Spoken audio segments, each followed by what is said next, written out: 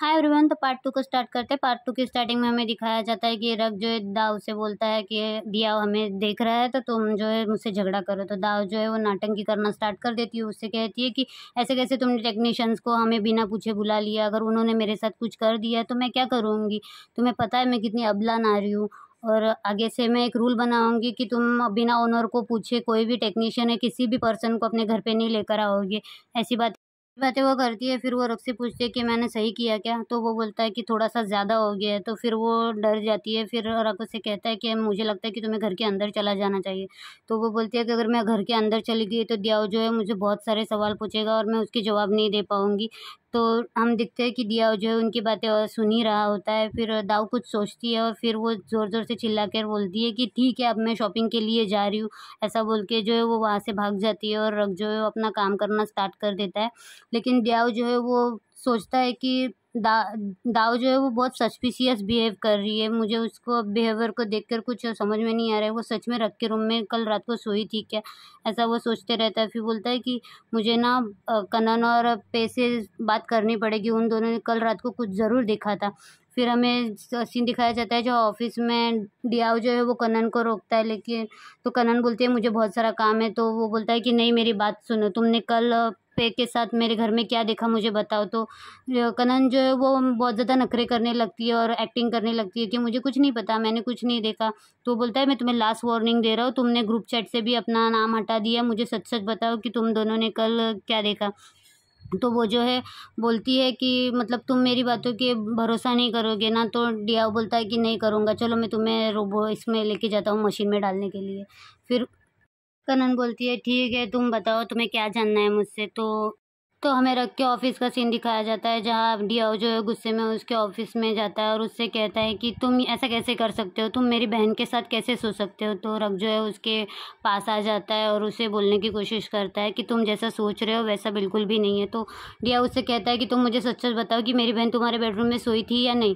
तो वो बोलता है कि हाँ सोई थी, लेकिन जैसा तुम सोच रहे हो वैसा नहीं हुआ था। तो बोलता है कि सोई थी और ऐसा नहीं हुआ, ये क्या हो सकता है। तो तो रक उससे कहता है कभी कभी अपने दिमाग का इस्तेमाल कर लिया करो, हमेशा अपने घुटनों से तुम सोचते रहते हो।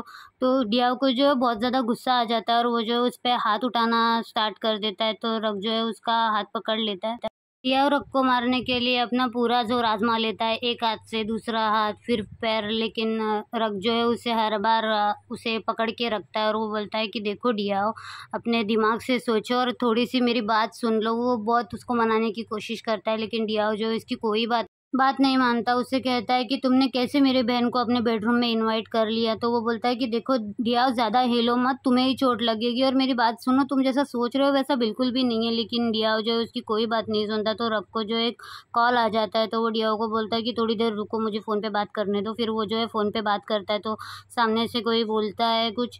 तो रक जो है उसे बोलता है कि ठीक है मैं अभी आ रहा हूँ, और वो जो है वहाँ पे चला जाता है। फिर डियाओ जो है सोचते रहता है वहाँ पे कि क्या हो गया है, ये सब मैं कैसे हैंडल करूँगा। फिर हमें दिखाया जाता है कैफ़े का सीन जहाँ पे जो अंकल जाट जो है रीत को रोकने की बहुत ज़्यादा कोशिश कर रहे होते हैं, लेकिन रीत बोलता है कि मैं यहाँ पे बिल्कुल भी नहीं रुकूंगा, मुझे यहाँ से जाना है। तो अंकल बोलते हैं अरे तुम अगर यहाँ से चले जाओगे तो तुम्हें अपना स्कूल ट्रांसफ़र करना पड़ेगा, कितनी सारी डिफ़िकल्टीज़ तुम्हें आएगी। ऐसे वो लोग बातें करते रहते हैं। तो रीत जो है उसे बोलता है कि अच्छा ही है अगर मुझे मतलब वहाँ पे जाके स्कूल बिल चेंज करना पड़ेगा, यहाँ रह के मुझे उन दोनों को लबी-डबी बनते तो नहीं देखना पड़ेगा। तो पैंग जो उससे कहता है कि अगर तुम वहाँ पे जाओगे तो तुम्हें वहाँ पे सिर्फ लौंडे दिखने को मिलेंगे, कोई लड़कियाँ नहीं दिखेंगी खूबसूरत। तो वो बोलता है कि नहीं, तुम लोग जो है मुझे अपनी प्रेयर्स में याद रखना और सोचना कि मैं रक की वजह से छोड़ के जा रहा हूँ। तभी वहाँ पे जो है रक आ जाता है और उसे रोकता है, बोलता है कि मैं तुम्हें सब कुछ समझाता हूँ, तुम रुक जाओ। लेकिन वो जो है बोलता है कि नहीं, मैं तुम्हारे साथ नहीं रुकूंगा, मैं मम्मी पापा के पास वापस जा रहा हूँ। तभी वहाँ पे जो है डियाव आ जाता है और डियाव और ज़्यादा वेट नहीं कर सकता, मैं घर पे जा रहा हूँ, तुम ये सब जल्दी ख़त्म करके घर पे आओ और मुझे एक्सप्लेन करो। तो ऐसा बोल के डियाव जो है वहाँ से निकल जाता है। तो रक जो है वो रीत को बोलता है कि चलो मेरे साथ, मैं तुम्हें सब एक्सप्लेन करता हूँ। रीत बोलता है कि नहीं, मुझे नहीं आना है आपके साथ, मैं घर पे वापस जा रहा हूँ। तो रक जो है उसका हाथ पकड़ के ज़बरदस्ती उसे अपने साथ लेकर चला जाता है। तो अंकल जाट सोचते रहते हैं कि आजकल के बच्चों को क्या हो गया, मुझे भी जाकर देखना चाहिए। तो अंकल जाट भी जो है उनके साथ तो चले जाते हैं। हमें घर का सीन दिखाया जाता है जहाँ पे दाव सोच रही होती है कि अब जब डियाव आ जाएगा और मुझसे बहुत सारे सवाल पूछेगा तो मैं उसे एक्सप्लेन करूँगी कि मेरे गले से आवाज़ ही नहीं निकल रही है। तभी वहाँ पे डियाव आ जाता है और बोलता है कि नाटक बंद करो, तो वो ऐसे नखरे करके दिखाती है कि मेरे गले से जो है आवाज़ ही नहीं निकल रही है। तो डियाव उससे कहता है कि मुझे सिर्फ एक बात पूछनी है कि क्या तुमने रख के बेडरूम में कल रात गुजारी थी? तो वो जो है ऐसे नाटक करते हुए दिखाती है कि मेरे गले से आवाज़ ही नहीं निकल रही है, आवाज़ ही नहीं निकल रही है। तो डियाव भी जो है अपना दिमाग लगाता है और दाव से बोलता है कि ठीक है, हम इस बारे में बाद में बात करेंगे। फिर वो थोड़ा-सा आगे जाता है और फिर उससे बोलता है कि अरे मेरे ऑफ़िस में ना 70 बॉक्स लंच के चाहिए थे, तो क्या तुम उसको बना दोगी? तो दाव जो है वो पटाक से उठ के बोल देती है कि हाँ, मैं बना दूँगी। ऐसा करके जो है उसका भांडा फूट जाता है क्योंकि उसके मुँह से जो आवाज़ निकल गई है। फिर डियाव जो है उसको गुस्से में देखता है और फिर उसे बोलता है कि मुझे जवाब दो, कल रात तुम उसके बेडरूम में थी या नहीं? तभी वहाँ पे जो है रक आ जाता है और वो उसे एक्सप्लेन करना स्टार्ट कर देता है कि हाँ, वो कल मेरे बेडरूम में थी, लेकिन क्या हुआ मैं तुम्हें एक्सप्लेन करती हूँ। तो दाव जो है वो जल्दी से उसके पास आ जाती है और बोलती है कि रक क्या कर रहे हो तुम? उसको सच मत बताओ, मुझे एम्बैरेसिंग फ़ील होगा।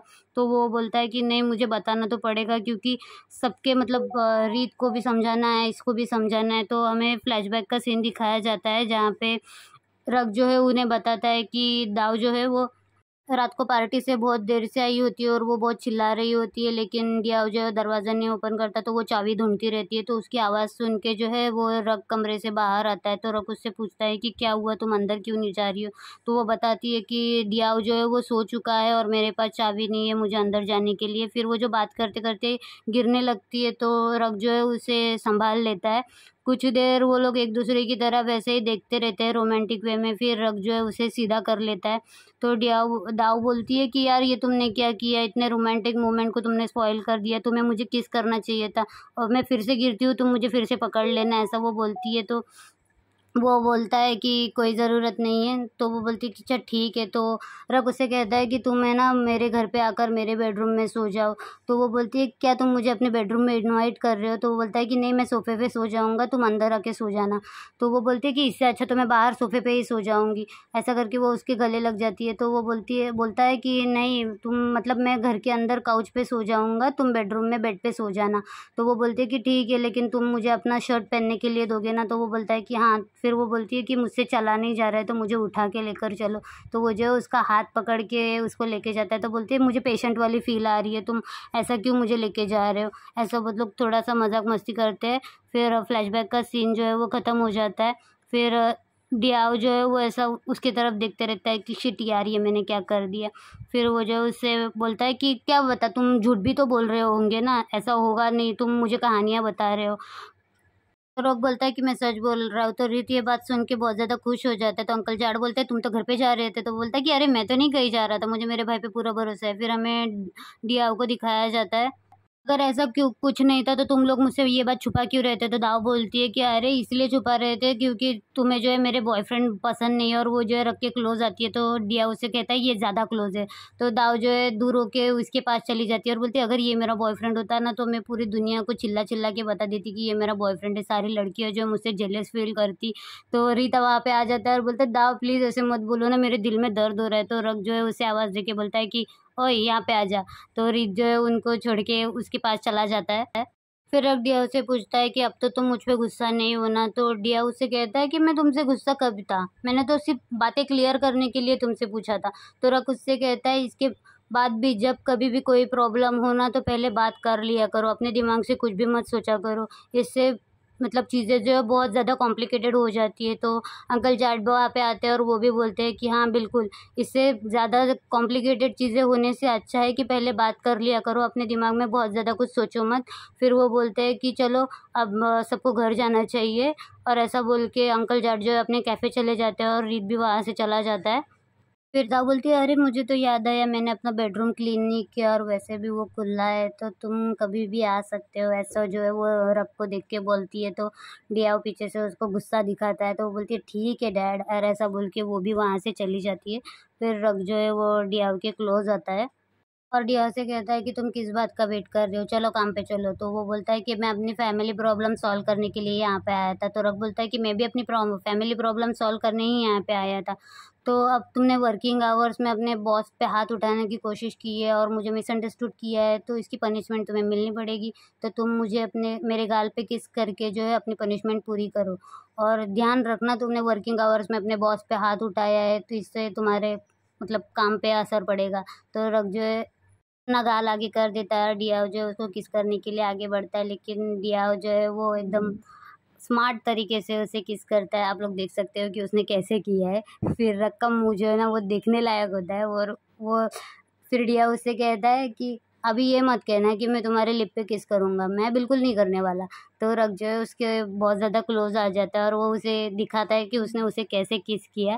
तो मतलब डियाओ की शक्ल तब देखने लायक होती है। फिर डियाओ बोलता है कि यस मैं तो फंस गया, और फिर वो जो है रग को चिढ़ा के वहाँ से भाग जाता है। एपिसोड 10 यहाँ पे ही ख़त्म हो जाता है। फिर हमें मतलब ऐसा एक्स्ट्रा सीन दिखाया जाता है जहाँ पे प्लेइंग जो है वो अपना नोट लिख रही होती है, लव नोट एपिसोड 7, जिसमें दिखाया जाता है कि 2 जन जो एक दूसरे से प्यार करना स्टार्ट कर देते हैं।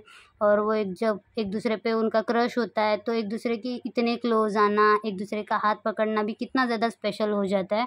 इसी के साथ एपिसोड 10 पूरी तरह से ख़त्म हो चुका है। और आपको ये एपिसोड कैसा लगा? अगर अच्छा लगा होगा तो प्लीज़ लाइक कर दीजिएगा, क्योंकि लाइक से जो है वो रीच बढ़ती है। और कमेंट भी कर दीजिएगा कि आपको कौन सा पार्ट अच्छा लगा। और आगे इनके तो बहुत ज़्यादा रोमांटिक और जेलस वाले सीन्स हैं, तो आपको देखने में बहुत मज़ा आएगा। तो thank you so much for watching. Bye bye.